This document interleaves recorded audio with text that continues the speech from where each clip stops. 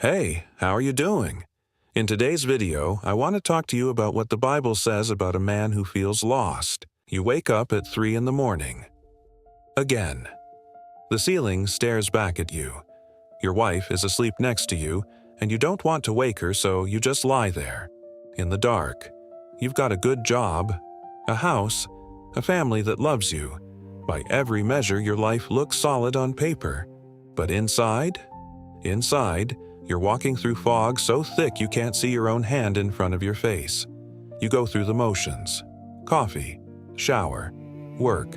You smile when you need to smile. You answer questions. You fix things. You show up. But there's this feeling underneath it all. This weight. Like you're supposed to know where you're going, but the map got burned, and nobody told you. So you just keep walking, hoping the path appears, hoping someone will tell you you're going the right direction. But nobody does. And the worst part? You can't even explain it to anyone. What are you gonna say? Hey, I'm lost. That's not something a man admits.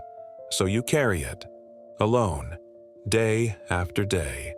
The not knowing, the confusion, the growing sense that maybe, just maybe, you've been heading the wrong way this whole time. Your phone buzzes. A text from your boss. 3 in the morning and work is already hunting you. You don't open it. You just stare at the notification. Your heart pounds, because you know what it says before you read it. Another problem. Another fire to put out. Another moment where people need you to be the guy who knows what to do, and you're lying here in the dark, completely empty. Your chest feels tight. Your palms are sweating. You've started counting your breaths again. That thing the therapist taught you 3 years ago that you swore you'd never need. But here you are. 4, count in. Hold for 7, 8, count out. Trying to convince your body that you're okay. Trying to convince yourself that tomorrow you'll have the answers. But deep down, you know the truth. You're not getting better. You're just getting better at hiding how much you're breaking. If you're wrestling with that kind of feeling right now, that sense of being lost even when everything looks fine on the outside, hit that subscribe button. Because we need to talk about what happens when a man loses his direction. And I'm telling you, you're not the only one. Because when a man loses his direction, it's not just about geography. It's about identity. It's about purpose. It's about who he thinks he is. And that's a wound that cuts deeper than most people realize. But to understand how this all started, I need to take you back to something that happened in the Bible. To a man who had everything: status, wealth, respect. But he was completely lost, and his name was Jacob. And on that day, everything seemed perfectly normal. Jacob was a man with a plan. He'd spent his whole life making plans, actually. When he was younger, he'd tricked his own brother out of his birthright, deceived his father to steal a blessing. He ran away. He worked for years in a foreign land, got married, had children, accumulated wealth. The guy was strategic. He was always 10 steps ahead. He knew what he wanted, and he took it. But here's the thing about living that way, about always having a plan, always maneuvering, always calculating. You never actually stop to ask yourself if you're going the right direction. You're too busy moving to notice that you might be lost. Jacob was on his way home. After years away, his brother Esau was coming to meet him with 400 men. And Jacob was terrified. Because all those years ago, he'd done something he could never take back. He'd wounded his brother, and now he was about to face him. For the first time in his life, his planning, his strategy, his ability to control the outcome, none of it mattered. He couldn't talk his way out of this. He couldn't negotiate. He couldn't manipulate. He couldn't fix it. So he did what a desperate man does. He sent his family ahead. He put them on the other side of a river called the Jabbok, and then he stayed behind, alone, in the dark, waiting. That's when everything changed. In the middle of the night, a man came and grabbed Jacob, and they wrestled for hours in the darkness, and Jacob couldn't win. He wasn't stronger, but he wouldn't let go, even as his hip was dislocated, even as pain shot through his body, even as he was clearly losing. He held on, because in that moment, wrestling with God in the dark, Jacob finally understood something.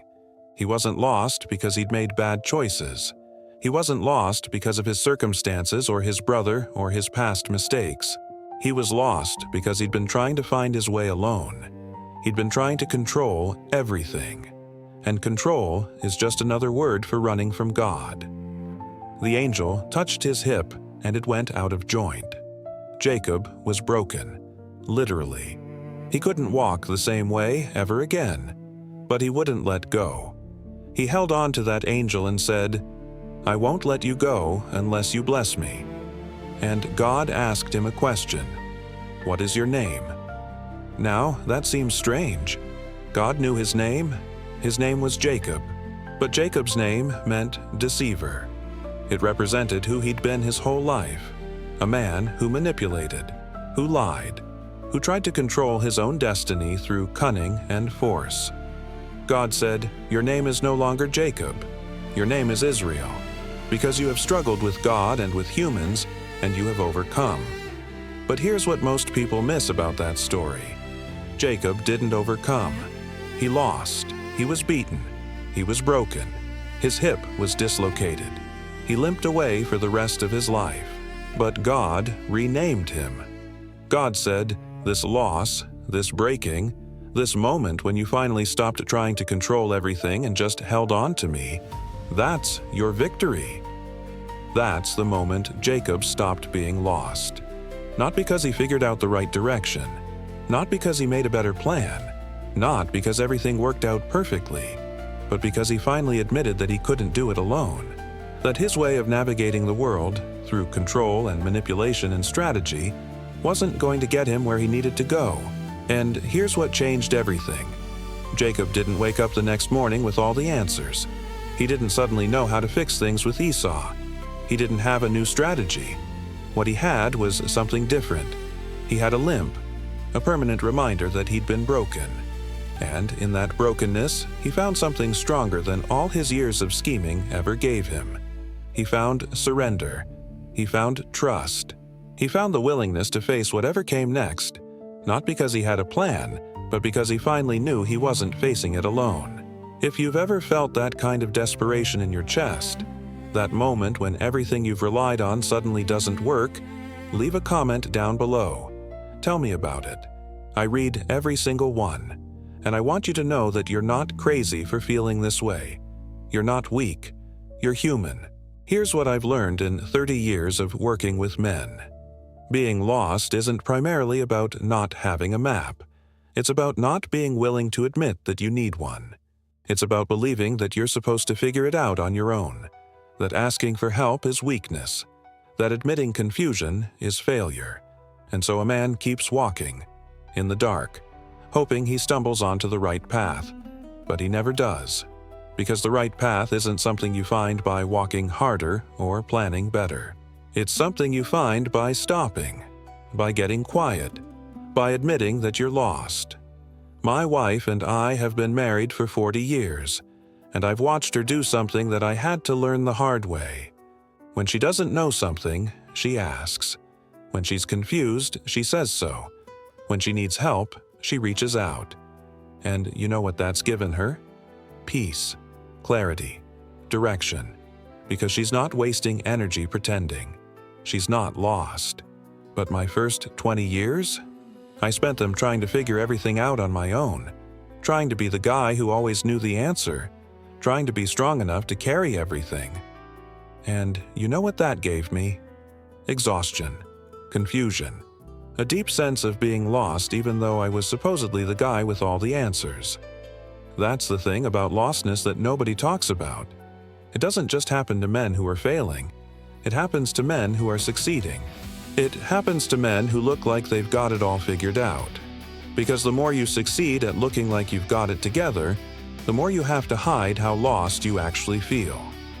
Jacob's story teaches us something critical here. He wasn't lost because he was weak. He was lost because he was strong in the wrong way. He was using his strength to control, to manipulate, to fix, to manage. And that kind of strength doesn't lead anywhere. It just leads to more exhaustion, more isolation, more lostness. Real strength, the kind that lasts, comes from a different place entirely. It comes from admitting what you don't know. It comes from reaching out. It comes from being willing to be broken so you can be healed. Here's what I want you to do, starting today. I want you to do 3 things. First, stop. Just stop. Whatever pace you're at, whatever you're running from, whatever you're pretending to understand, stop. Take a day. Take an evening. Take an hour if that's all you can manage right now. And be quiet. Be alone. And let yourself feel how lost you actually are. Don't fix it yet. Don't problem solve it. Just feel it. Just admit it to yourself. Because you can't get found until you admit you're lost. Second, talk to someone. One person, not everyone. Not social media. One person you trust. And tell them the truth. Tell them you're confused. Tell them you don't know which way to go. Tell them you've been pretending to have it figured out, and you don't. And here's the thing. That vulnerability, that admission, is where your healing starts. It's where real strength begins. Third, and this is important, pray. And I don't care if you haven't prayed in 20 years. I don't care if you don't know how. I don't care if you're not even sure you believe. Just say something like this. I'm lost. I don't know what I'm doing. I'm tired of trying to figure this out alone. I need help. That's it. That's a real prayer. God doesn't need eloquence. He needs honesty. When you do these 3 things, something's going to shift inside you. You're not going to instantly know where you're going. Your circumstances aren't going to suddenly change. The problems aren't going to disappear. But something inside you is going to change, because you're going to stop carrying the weight of pretending. You're going to stop walking in the dark by yourself. And you're going to realize something that Jacob realized on that dark night by the river. Being lost isn't the end. Being lost is actually the beginning. It's the moment when you finally get honest, when you finally reach out, when you finally stop trying to control everything and start trusting something bigger than yourself. Your life might look the same on the outside. Your job might look the same. Your house might look the same. Your family might look the same. But inside, you're going to find your direction again. Not because you figured it out, but because you finally admitted you couldn't. Not because you got stronger, but because you got honest. Jacob walked away from that encounter with a limp. For the rest of his life, he had a physical reminder of the night he wrestled with God.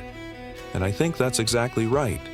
Your lostness, your confusion, your struggle, those aren't things to be ashamed of. They're the places where God meets you.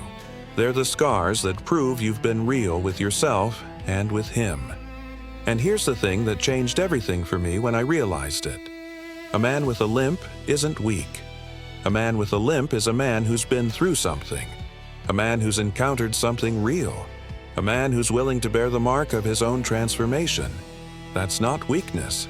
That's courage. And here's what changed everything. Jacob didn't wake up the next morning with all the answers. He didn't suddenly know how to fix things with Esau. He didn't have a new strategy. What he had was something different. He had a limp, a permanent reminder that he'd been broken.